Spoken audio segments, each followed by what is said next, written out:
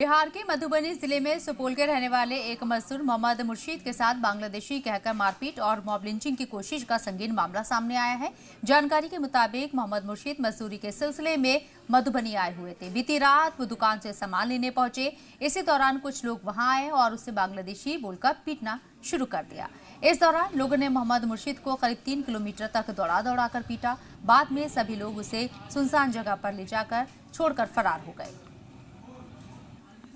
दुकान में कुछ सामान लेने के एक लड़का था, उसने बोला जी जय भारत माता की बोलो, जय हिंद बोलो, जय सीताराम बोलो, जय राम बोलो। हाँ बोले, इतना तो हम नहीं बोल पाएंगे। हाँ ये भारत माता बोल सकते हैं, जय भारत बोल सकते हैं। हाँ। फिर कुछ नहीं बोला, वीडियो बना के वो वायरल कर दिया। फिर 1 घंटा के बाद फिर आया रूम में घुस